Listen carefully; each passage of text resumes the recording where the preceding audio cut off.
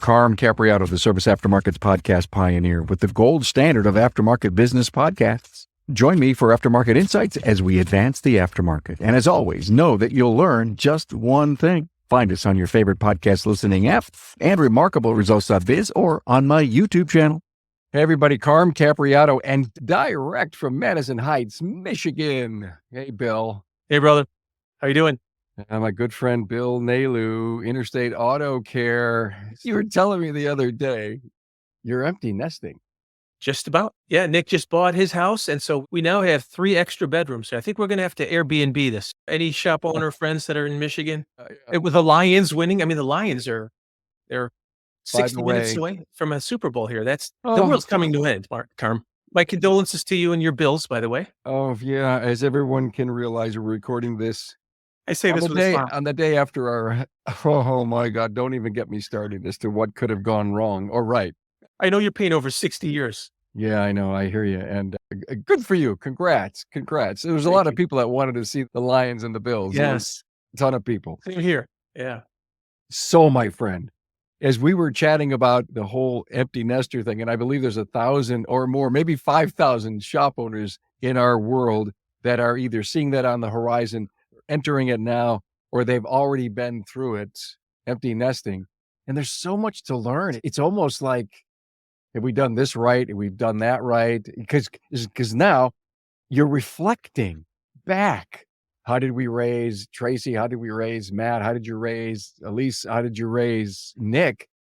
And I think the concept of our reflection and how well we did what we did goes back to how the work family is, Bill. Yeah. Much of it, us stumbling over each other to learn them, right? We make the mistake with the firstborn, and then the secondborn says they're supposed to be the more refined version of that. It would be great if they were carbon copies of each other, right? Good luck with that one. Yeah. And so these things sort of popped up in my head, and I think to myself, what are the lessons that we instilled as parents? In my Eagle Scout son, in the days when my daughter lost 4 volleyball matches in a row, and you got to pick up these poor kids on the floor just dying. I'm such a loser. How do we pick them up? And how do we apply some of these principles, some of these techniques? What are some of these life hacks that we can employ as parents, and bring them into our work family? And I submit to you that there's not a single one listening to this episode that can't apply something here. Even if you are a one-person shop owner at this point, I would hope to God that you're planning on hiring people. I would hope to God that if you're single and you're the shop owner and you're literally living at your shop, eventually you're going to need to bring somebody into your life at home and at work.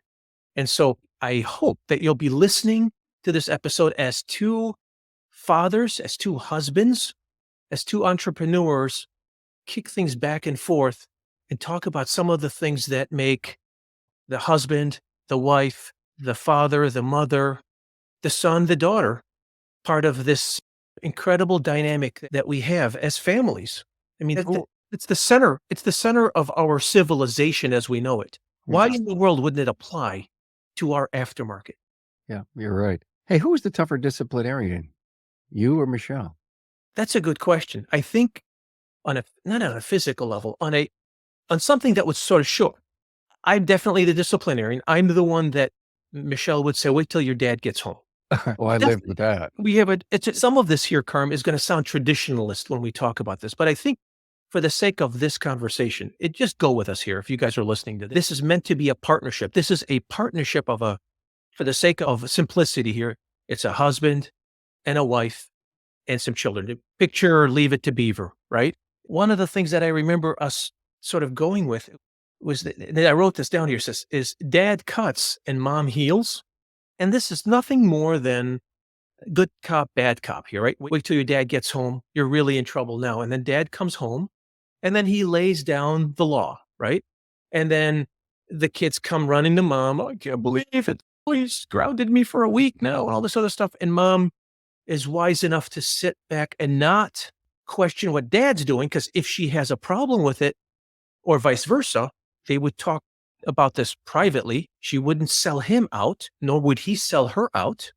They would do this privately. And again, all these are, you hear these pop up. How often do I, as a shop owner, cut down what Nick's doing, right? What my service manager is doing, and I overrule him. And as you guys are listening to this, how many of us have done this? Undercut. The service manager says, I can't give you a discount. And then that customer runs over to me and I do give him a discount. And then we wonder why the manager looks and goes, what the hell am I doing here for then? What do you need me for? If I can't make my own calls, if you won't let me run this ship.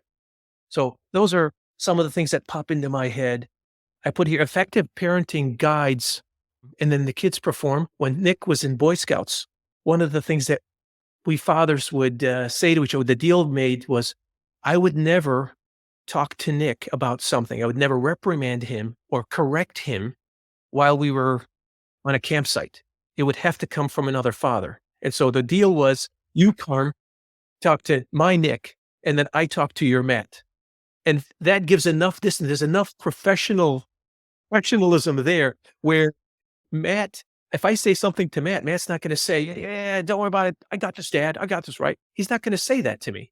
Nor would Nick say that to you. There's a distance there where they have to be professional. And then the other part of that is, what's more beautiful than seeing a young person trip and fall through affordable things, affordable life happenings in their life. Like there's this parenting coach, his name is Chick Moorman. And when he was doing therapy, this lady calls him up one day. This lady's inconsolable. She goes, oh, I can't believe it. He goes, what's going on? What's going on? He's breathe with me. And she said, my son, Joey. She says, what about him? She says, he's 6 years old and we were walking out of a drugstore and the security guard stopped us. He said that he thinks that he took something, and sure enough, I go into his pocket and there's a candy bar. He stole a candy bar. And so Chick says to her, wow, that's perfect. And she says to him, perfect? What do you mean perfect? He goes, it's perfect. And she says, I'm calling you, I'm paying you to help me with this. I'm telling you my son is a thief. And your answer to me is it's perfect? He goes, of course it's perfect. He goes, would you want him to learn that stealing is bad at 6 years old over a candy bar? Or at 16 years old over Grand Theft Auto? It's those lessons along the way that cost next to nothing, rob them of when we take over and we become helicopter parents. Are you listening to me, fellow shop owners? Yeah. Bill, I got to stop you for a moment. I mean, to find the opportunity at a very young age, or any employee doing anything that kind of constricts against the culture, the honesty, the integrity that you built as a business, what they have learned from you, to do something wrong. And if we ignore it and say, he's only 6 years old, we'll handle this when he gets older, or we don't think it was that grievous. And at 6 years old, he may not necessarily understand what we're trying to tell him. I think you put your 6-year-old hat on and you have that conversation, or you have that conversation with an employee who's only been with you 4 months versus 4 years. I think you have a completely different kind of conversation, but you still have it. Amen. Yeah. Yet again, here's another one. Reprimanding a child in front of their peers, right? You can take them and you can grab them and you can shame them in front of their peers, or you can set them off to the side and say, now, what could we have done differently? How could we ask for a different outcome? What could we do to get a different outcome the next time? And the next time is a great word to reset somebody here. What are we going to do the next time? And how does that work at work? So clearly we failed the customer at this point. What are we going to do to prevent them ever leaving the shop without sad thing being done to their vehicle here? Whether it's an oil change reminder, an engine rebuild, the customer leaves without the oil light being reset. And now all of a sudden, 20 some hours of work, front of house, rear of house, is negated because the customer now has to question whether the rest of the work is done properly. So much of this resides in proper leadership and being okay with things going wrong, and understanding ahead of the time when this goes bad, when this is going to happen, not if this is going to happen, when this is going to happen. How are we going to take care of this so that it doesn't happen again? Hey, it's no secret. We're facing a technician shortage, and Napa Auto Care has a solution with the Napa Auto Care Apprentice Program. The program was pioneered by one of our own. Pete McNeil and Master Technician Jake Sorensen from McNeil's Auto Care in Sandy, Utah, realized that the problem of not having technicians available for hire was not going to solve itself and decided to take action and look at a different audience of individuals available for hire. A focus was put on younger individuals with the right passion, desire, and attitude to work in the automotive repair industry. Jake and Pete sought after these individuals and developed a technician apprentice program to give them the training needed to become a successful technician in today's world. The Napa Auto Care Apprentice Program includes a comprehensive 9-stage curriculum that includes a variety of types of training, and they are classroom training videos exclusive to the apprentice program. Now, these videos provide in-depth training from a successful master technician. Also, Autotech classes with instructor-led courses offered through Napa Autotech and Autotech e-learning. This web-based e-learning is designed to target specific training topics. And finally, hands-on learning. The apprentice will apply the skills gained from the classroom training videos, Autotech instructor-led training, and Autotech e-learnings in the shop with the guidance of a mentor. The apprentice program curriculum is competency-based, meaning an apprentice can move through each stage at a pace that best suits them. Most apprentices complete the program within 2 years. Upon completion, apprentices will have earned ASE G1, A4, A5, and AC certifications, adding industry validation to the skills an apprentice acquires. Look, having an apprentice in your shop will ultimately benefit your bottom line as they advance through the program. And in most cases, as the apprentice develops their skill set producing billable hours, you'll begin to see a growth in your gross profit by stage 5. One of the largest barriers to entry for individuals looking to enter the automotive repair industry is the cost of tools. Now, keep your apprentice motivated with an apprentice toolkit. Now, Napa Auto Care has worked with our supplying partners to offer an exclusive comprehensive tool set, including a 4-drawer tool cart for all registered apprentices. Hey, to learn more, members can visit member.napaautocare.com. When I think about teaching our people at work culture, and it's not difficult to do because you have a vision, you know what you want, culture is bringing the value story and telling the stories. Why did you start your business? What do we believe in? How often do we really sit down with our own kids as they're growing up and have the culture story with them? Here's the family. Here's our namesake. Here's what we believe in. Here's honesty and integrity. Dad does this. Mom does this. I don't recall, but I think it was St. Anne who helped really raise the kids to a very high degree because I was never home. I was always traveling. But when do you have that meeting with the kids? I don't think you ever do. I think you're hoping that they observe you, watch you, take your lead versus at work. I think you got to sit down in those one-on-ones and in those team meetings to get that across. How do you do it? How do you do it at home? You catch them doing something wrong and you write it. You tell the story. You tell the story that we have grown up with. Wait till your dad gets home, and then I would hear the jingle of the belt on the way up the stairs. And you talk about fear and being petrified, because back then you could wield your kid and not have to worry about it. Yeah. Because I wasn't going to tell anybody because I did wrong. Did your Italian father say the following to you that my Arab father said to me one day? I was, 14, 15 years old. And my father looks at me and he says to me, sit down, son, I got something to tell you. He says, we came to America. He says, we gave up middle-class lifestyle, traveled through 2 different continents to get here. This was in 1975, Carm. And he says, look, I just want to let you know, he says, if I ever find out you become some drunk or drug addict living under a freeway underpass, he says, I'm going to find you. I'm going to kill you. And I'm looking at it and like, okay. So he says, and if you think that's the worst of it, he says, I'm going to kill your mother. I'm going to kill your brother. I'm going to kill your sister. And he says, and just before I kill myself, I'm going to kill the dog as well. And I'm listening to this maniac. I'm going, where is this guy? Where is he going with this? He says, are you curious about why I would do something like that? And I'm like, yeah. He says, my life, if I've worked 6 days, 7 days a week, having to learn 2 other languages, traveled across the world to bring you to this wonderful America with all of its opportunities. If my children don't take advantage of this opportunity, if they become losers, I got nothing to live for. My life is utterly worthless. And while that sounds insane to most people, like this is your father's a little bit crazy here. Yeah. Yeah. Yeah, FBI crazy. Yeah. Well, that sounds crazy. It set an expectation that my legacy is worth carrying. And why that's important, how that translates to our work family.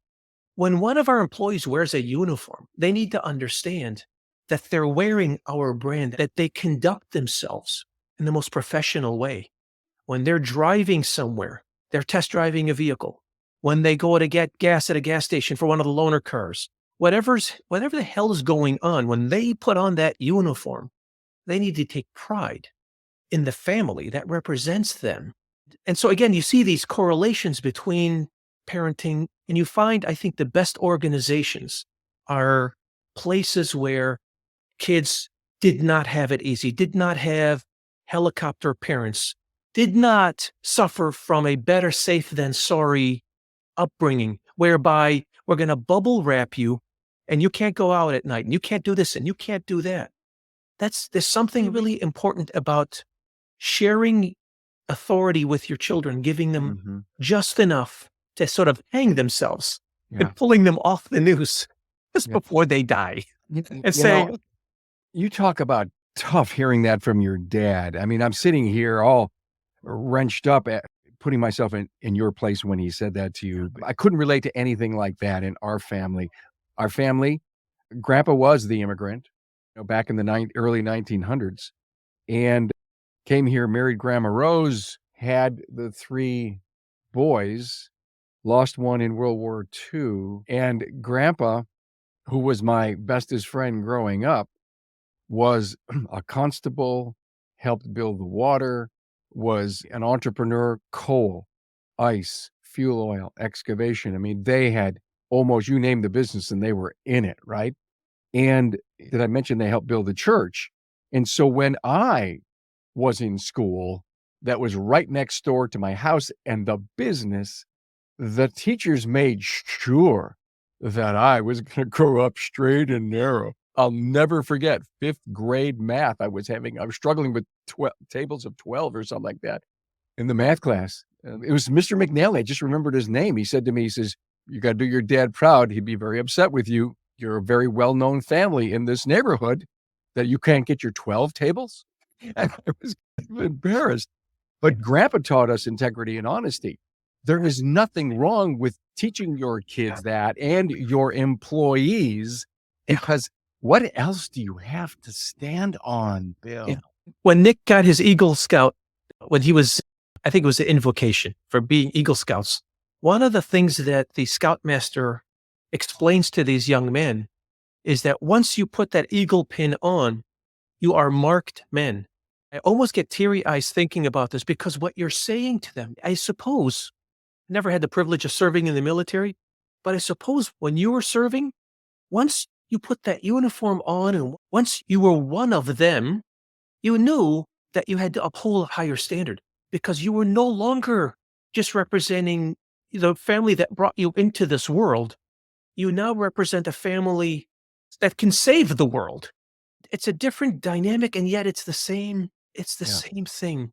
I just find it such a fascinating thing to see these kinds of things. And the other part of that was in one of the talking points was how important it is for the people in charge, for that husband and wife, for that owner manager to be fundamentally on the same page. Because if you're not, they're going to destroy you. The people coming over the wall, whether they are your own children who you love more than life itself, or whether they're your employees who you couldn't run a business without, they will naturally eat you up alive, and you would deserve it. Because how can you sell each other out? How can you cut? I've done it. I've done that as an owner, shamefully. I've done that. I've walked in to a shop and overfunctioned. The hell am I doing? What was I thinking? What was I thinking? Telling the kids at that point in time, don't worry about Mom here. We're going to have ice cream. It's okay. Don't worry about it, whatever it might be. What is that saying to them? And we had to take parenting classes in order for us to learn that. You probably heard the story before, Kerm. Michelle and I took parenting classes years ago when Nick was like 2 or 3 years old. And okay, I got to stop you for a moment. Because when we adopted the kids, we had to take parenting classes. It was part of the process and Yes. everything else that we had to go through, FBI, the local fingerprints, biographies, social worker, and parenting classes. Yeah. We did it as a requirement. Bill, why did you guys do it? Because you weren't required. How about this? Do these parenting conferences or parenting classes, what do they look like in the aftermarket? Where do you go for counseling? Where do you go for? Is there maybe a set of coaches? Could you maybe take coaching? Yeah. I mean, you see that Yeah. you see the correlation between yeah. that. Effective parents get parenting classes, even when you look up to them, you say, man, these are some great parents. How the hell do you think they got there? They weren't born that way. And so to the same effect, it's one of those things where, like when we went to this parenting class, she said, how many of you here, what are some of the attributes that you want to instill in your 18-year-old on their 18th birthday? And so she gets out the whiteboard and she starts listing all these things. She's things like honest and dependable and loving and all this stuff. And at the end of it, she says, okay, I'm going to break you up in groups of 3, and you're going to come up with one of those things. And we had 50 things on the board. And we thought this would be an impossible thing that we would find one thing. Well, as it turns out, there's one item that ranks above, even above loving. What could be more important to instill into a child than even being a loving child? It's independence. Because at some point in time, we would want Joey or Janie to leave the basement. You're 35 years old, playing video games, sucking up Diet Pepsi. It's time to go. And how many of us, again, coming out of the house, we go back and forth in this talk that we have here between home. You, as you're listening to this, may not be able to hear whether we're talking about home or work. And my question to you is, what the hell's the difference? They apply. Man, you are so right. Bill, I don't want to interrupt your thought, but I think I got some great piece to nail in this episode. Being close to Nick and Elise, okay? And there are so many owners that have family in the business, sons, daughters, nieces, nephews, really. Here's my point. Can I think about a level of closeness? Listen, my dad, he worked 18-hour days. I wasn't close to my dad at home. It was me and mom. And when my mom had a train accident and died when I was in my 20s, God. that was huge. It was huge. Ann and I were married about a year when it happened. Oh. And because I was close to mom because dad wasn't there, but I was working in the business. Okay. And so were we close in the business? Yeah and no, because dad wasn't the warm and fuzzy kind of guy. He was the out front and working his butt off, never stopped. And when he came home, he would eat and go back to work, Bill. Okay. And so my point to you is, can you be the same kind of close to Nick from home? And I know you worked your butt off to build your business. Let's analyze the closeness at home, the closeness at work of our own kids, flesh and blood. How do you see it? Well, first and foremost, I never knew that about your mom. I thought we knew each other well enough. I am so sorry. Yeah, many years ago. She was only 51, I think. Yeah. And it was right near home. You know how they say that if you're going to have an accident, it happens within so many miles of home? Went over a set of railroad tracks. She probably went over thousands of times in her life, wasn't paying attention. And there were no gates that came down. And they, of course, put gates up a month later. But yeah, anyway, let's not harp on that.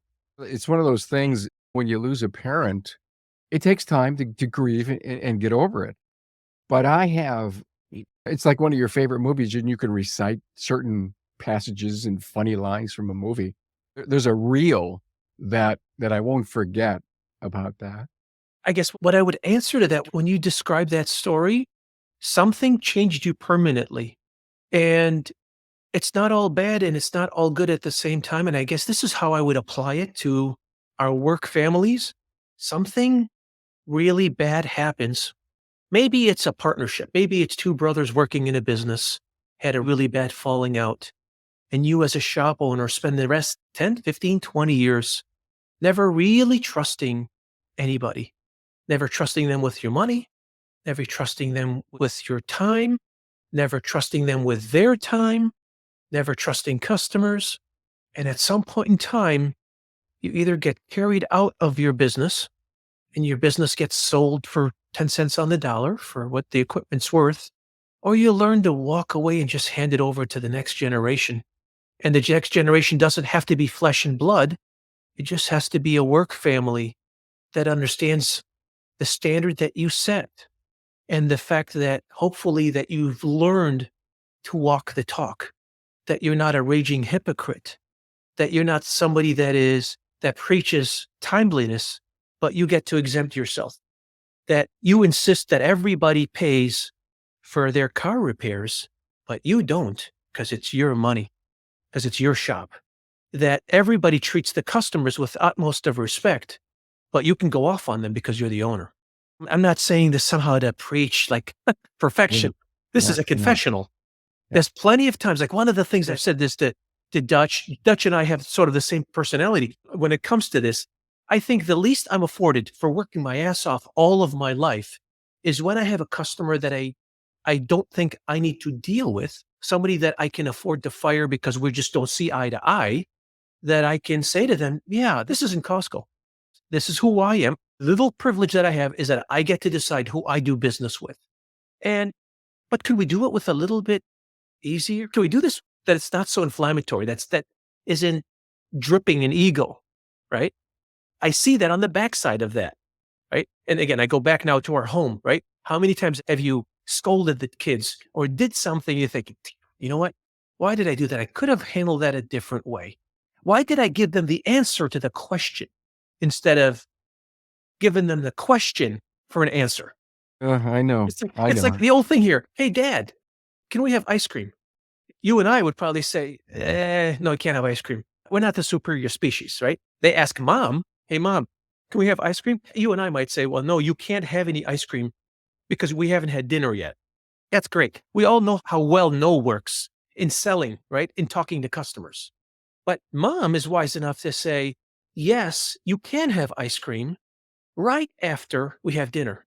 How does that translate to what we do for a living? Can you give me a price on a brake job? No, I can't give you a price. Click. But if I say, yes, I can give you a brake job, here's how we can do it. Would you prefer a Monday or a Tuesday appointment here? Absolutely, we can give you a price on that. It's a no, but wrapped in a yes. Yeah. We have to learn You're right. to speak parent talk. We have to Yeah. learn that language and apply it. Let me go back. I'm not sure we really fleshed out my ask to you about the closeness between what happens at work and what happens in the family, because there's so many shop owners that have family in the business. And if they weren't necessarily that close to a child, but they wanted to come into work, would they experience, well, I wasn't never that close. All right, we'll give them a chance. Or it's a chance to fix it. It's a chance to bring someone into your vision at work.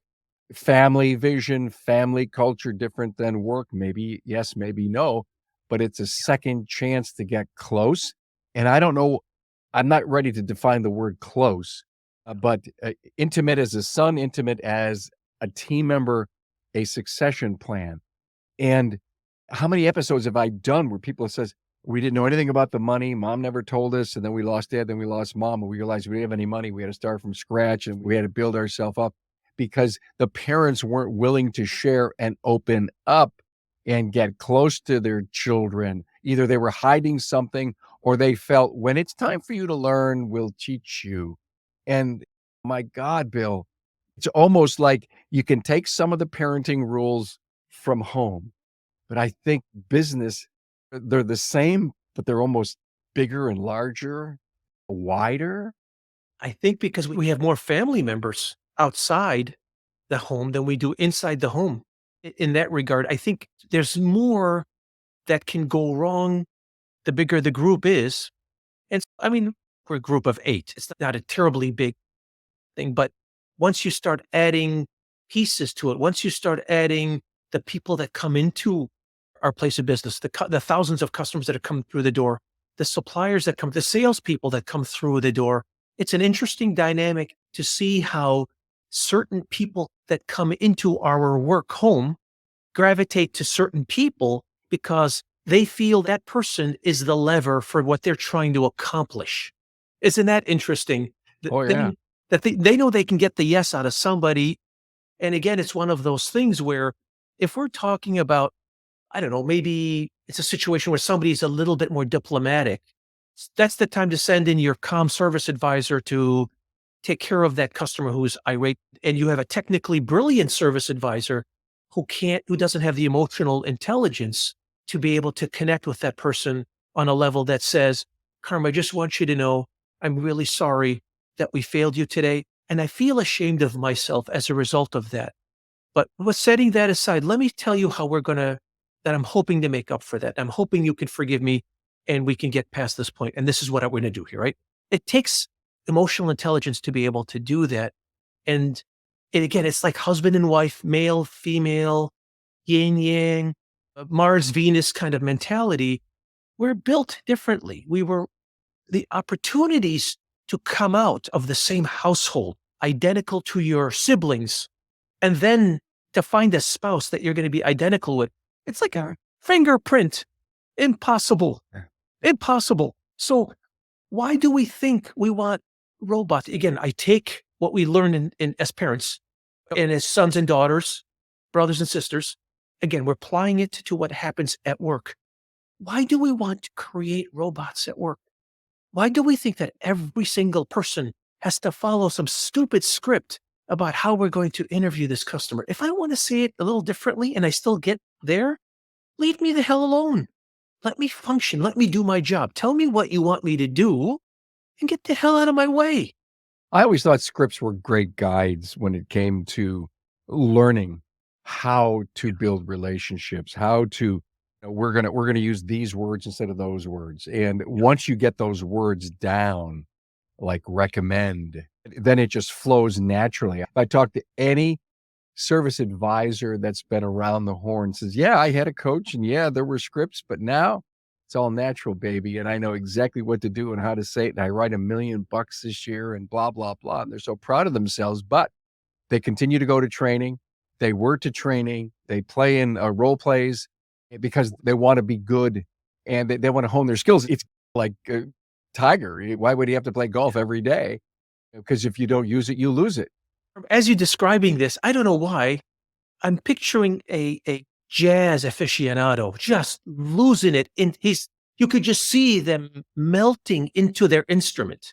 You just see them like they squirm and they just squint and and there's no script for what they're doing.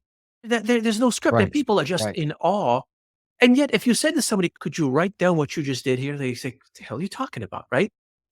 How do you teach somebody something that they have this natural gift and then they work their ass off to be able to hone that skill? I think that's the other part of this is when we go to parent children, some kids are naturally gifted at math. Some of them are naturally gifted at music. Whatever that gift is, I don't think they just show up. They're not Mozart. I don't know how many Mozarts we have in our households. They're not 4 years old and they can play symphonies. There's a lot of work that comes along with that gift that you have to hone. And I think at work, you have people that are really gifted. You see so much of potential in them, and we ride them extra hard because we see that potential in them. And because we don't apply grace and love to it, because I don't get to say to you, Carm, I just want you to know the reason I'm being tough on you is because I think you're capable of so much more here. Oh, boy. Rather than that, I use you as my whipping boy and I just drive it into your head to the point where you're an utterly worthless piece of garbage and by the way, somehow, some way, the only reason that you and I are still working together is because that's the role you're filling, because there's something that you identify with in a father role or something of that sort. This is the kind of stuff that therapists pull out of people. I'm sure as hell not that, but these are the kinds of that Michelle, being a professional therapist that she is, this is the kind of stuff that professionals pull out of people, that a professional business coach, when they're working with your service advisors, a Clint White would be able to see through that and say, what's this dynamic here? What's going on here? Why is this coming up here? Those are the kinds of people that I encourage you to be able to see if you're a shop owner, if you're a technician, for God's sakes, if you're a technician listening to this episode. Encourage the people in charge to get the necessary training to make your work family all that it can be. Back to my question from 10 minutes ago about being close, because I'm running for office, by the way. Yeah, that's how I know you are. I know you are. Yeah, he said a lot, but he didn't answer the question. I loved what he had to say, but I didn't learn anything. No, I did. You're close to Nick at home. You come home, you expect him to be close at work, but Nick is now realizing, oh, there's a different set of rules here. Okay. Listen, you may not have been as close as you wanted while he was a teen, but he got a little older, he got a little bit more mature, and he started to realize, oh, my God, mom and dad aren't as bad as they thought they were during my formative teen years.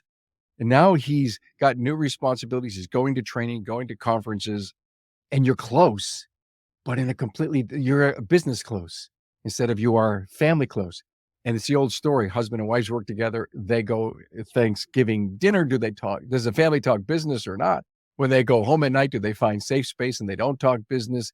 And it's like when you work 7/24 to build a business, you can't turn it off. So you go home. Now you're empty nesting and you're talking more business. And Michelle probably doesn't even want to hear it anymore. And this whole episode started about empty nesting. Yeah. And so maybe that's a really cool story, is that do you take more work home now that she's going to listen more? So there's two components to this. I'm going to answer this directly. There's two All right. components to this. Nick he's my teacher in this regard. Nick knows work-life balance. I think he was born with a sense of himself, an understanding that he does not need to sacrifice to the level that his father did. The same exact dynamic that your grandfather, who essentially sacrificed his entire life to give your father a slightly better life, so that this Carm Capriato that we know and love today gets to be able to stand on the shoulders of that family that came before him. And without even knowing the maternal side of your family, I mean, that's a whole other level. Hello, they lived and died in that kitchen and taking care of the family and all that others, worrying to death and everybody. So that's the other component as far as Nick's concerned. He's got work-life balance and he teaches me that. And so he knows when to shut it off. The other part of that is, it's interesting how Michelle and I, the only time we get into our arguments is when Michelle comes into our conversations with Nick and I. She'll make a comment about work of some kind. It might be a comment about, we're having a conversation about car count, or it might be about labor rates, or whatever it might be. And Michelle will make an unqualified comment about it. Profound comment. Sometimes profound, but nonetheless, sort of unqualified, coming at it from the kind of consumer that she is. And by the way, she's not our avatar. She's my best friend and the love of my life, is not my customer avatar, not even close. I get it. And so with that said, Nick and I will look at her and we'll say, why are you involved in this, Mom? So to my example earlier is, the second parent doesn't need to be involved in this equation. There's times when Nick and Nick and Michelle are having a conversation, or Nick and Michelle are having a conversation. I need to just let Mom do her thing. We don't need two parents involved in this process, right? You're a shop owner. Your manager's doing his thing. Let him or her do her thing. Let them do their freaking jobs that you're paying them to do. And because they can't blossom unless you give them the rope. But Carm, you don't understand. The wisdom that comes out of my mouth is so profound that only I can say this thing. The people we have at the shop turn wrenches. They're so unique. They got to go to this mountaintop in Japan to be able to turn the wrenches just a certain way. Nobody else can do what we can do. And it comes from you. It comes from you. It has to come from your life. Yes. Sure it is. Here it is. And you know what? We'll never learn if we don't make a mistake or three. We don't hurt a knuckle or wear a bandage. Yeah. Because Bill said to do it like this. And I found that it works really good this way. Get out of my space, Bill. And listen, I understand you bring a young person on for the first time. You've got to put him in either the front or the back of the cart and drive him down the road a little bit. But there's a point in time where you got to get them out and deliver the goods on their own. Yeah. Yeah. If we didn't know that infants can naturally swim. Oh my. I mean, you're like, what? Yeah. But it's evidenced they can naturally swim. Just be there to keep them from drowning. And oh, by the way, dance. My little granddaughter, who's 3, I remember she was like 1.5 and she was in the deep end of the YMCA pool. We go there and watch her swim with her mom. And then just recently, hey guys, grandma and grandpa, or Nani and Papa, you got to come and watch Alana dance. So at 3 years old, she's dancing like she was a musketeer and no fear, no nothing, taking instruction. And it's every once in a while, I think back, we look at athletes and say, they were born to do this. And when was that lightning bolt from the sky come down and anoint this person to be passionate about being a golfer, football player, et cetera, et cetera? And how do you know that you could be a piano player, one of the greatest rock musicians of our future, something like that? How do you know? And I'm sitting there watching Alana on the video camera because you can't go in the studio where they're dancing. And I'm watching her and I'm saying, is it possible that she could be a great dancer someday? But the parents got her involved in all these different things to maybe quote, quote, test the waters, right? To see if she likes something. It's like when we put Tracy in ice can, and it was really a cool run for a while until she discovered horses. Now she continues to love horses and ride every week. You just never know what a person's individual love will be. But Bill, way back to your point about Bill's wisdom, you got to let him fly a little bit. You got to get him some wings. Yeah. Do you remember in the email, Sarah lost her love, what was going on between her and her aunt? Yeah. At some point in time, and if any of you haven't read the E-Myth, oh my God, the story is unbelievable. Yeah. This is somebody who forgot that this work environment is about being something. It's not about doing. And so if you ever find yourself, today you find yourself trapped in being the technician and the shop owner and the shuttle driver and the service advisor, at some point in time, it will get easier, but you've got to bring people on and you've got to let go. You've got to let go a little. You've got to bring people in that are probably not going to do everything exactly the way you can do it because you're the best at everything, because it's literally your name on the building and it's literally your butt on the line if something goes wrong. But at some point in time, you got to bring in a second pair of butts. Yeah. So that somebody else's butt can be hit while yours is healing, while yours is doing something else that's more productive for this work family that you own and that you love. One of the things here, effective parents don't get involved unless it's a health or safety issue. Okay. Oftentimes, we have technicians, they're not organized, right? So let's say you're the most organized technician in the world. Do you really think it's a good idea for you to walk up to somebody, let's say they're pumping 40, 50 hours a week? What business is that of yours, whether they're leaving tools set aside or just whatever? I mean, again, if somebody is tripping over it and somebody got hurt or is going to get hurt, that's a health or safety issue. But if the technician has just got his tools sort of everywhere and is sort of his own little world, and they're comfortable in working in that space, leave them the hell alone. As long as the output, as long as the result is they're being productive and they're doing it in a way that achieves the goal that you set for them, what business is that of yours of how they get there, right? Well, you could have some arguments on that. I think there's a certain image and the right culture and the safety and the cleanliness. There's a lot of conflict that I think that can happen, but if you're trying to create and grow people and have them do the best that they can, and this is the world they want to live in, and you can tolerate how that looks, but stop and think what lean means, being organized. I mean, you can improve productivity by someone finding greater strengths and disciplines in organizations and cleanliness and fix up and clean up. But anyway, I didn't mean to go there. And I'm all for it, by the way. I love having things organized, but again, it goes back to the hypocrisy. I'm creative. My office isn't exactly the most organized place on the planet. This is my workspace. Maybe I should clean up my space before I tell somebody else. But I've been in there and it didn't look too chaotic. Not as chaotic as probably mine looks. Yeah. But and see, it has to be in front of me because if I put it away, I forget it, Bill. Yes. Is that how you are? Yes, squirrel everywhere. I know. Carm, the last one I'll leave you with is, as leaders, as parents, we need to understand the difference between encouragement and praise. In parenting, praise is Jenny or Johnny comes over and say, "Hey, Dad, what did you think? What do you think about my drawing here?" And God help you if you say, "Well, this is absolutely beautiful. I've never seen a more beautiful drawing in my whole life." And then 10 minutes later, they show you another one and you say, oh my, this is even better than the last one. And in my head, I'm thinking, wait a minute here. I just asked Dad. The first one I spent 4 hours on, and he said that was beautiful. The second one I spent 10 minutes on. He tells me that one is better than the first one. Now, that might be a silly argument, but what is Johnny translating at this point in time? That effort isn't important, that I'm going to get praise from Dad no matter what, because he loves me more than life itself.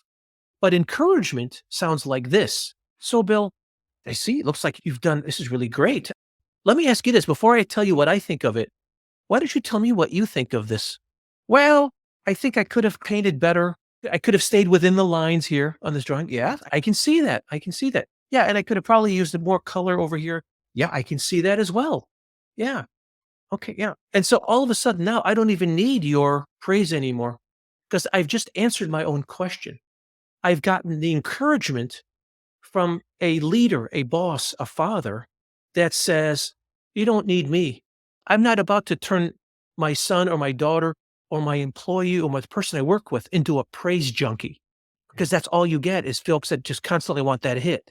And so encouragement comes from the inside out, whereas praise is an outside hit. And in case you haven't noticed, this entire world in social media is all about praise, very little encouragement. Participation trophies. And don't get me started on that. That's a whole other episode. Just don't, because when I was coaching Matt, and anyway, I won't even go there.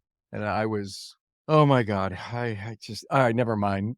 One day you and I got to come back and we got to talk about that. In my incident coaching Matt in roller hockey and the participation trophies that I did not know in the league that they were going to give out. And I got very mad. And I went up to the dads and I realized that I was all the young. I remember I was an older parent because we tried for years to have kids. So I was, hell, when we went to first grade parent teachers, the teacher could have been my kid, right? So, but long story short, as I went to the younger dads and they were okay with the participation trophy because it was a different generation and I wasn't. So there was some conflict with it because when our baseball team, when I was young, didn't win, we didn't get no marble and gold. Yep. Anyway, I'm sorry. I digressed. No. This was so good. It was a wonderful walk through the parenting skills from in the home and at work. And I would hope that many of our shop owners that have this situation, email Bill or I, carm@remarkableresults.biz. It's easy to find Bill. He's on social media and just share some of the stuff. Maybe we got to post this episode on the Remarkable Results community page and see some kind of input that we get, because I think this is a great topic. And my grandson he's a drawer. He's 5 years old. You talk about, he's a drawer. And when he brings me pictures, I praise him to the point where that's really nice. What is it? Explain that to me. Can you go back and add a tree to that or something like that? So I'm trying to make sure that Donovan doesn't live in a participation trophy world. Yes. Great points, my friend. Bill Nalu, Interstate Auto Care, Madison Heights, Michigan. As always, thank you so much for being brother. and sharing. We'll talk soon. All right, man. Bye. Bye-bye.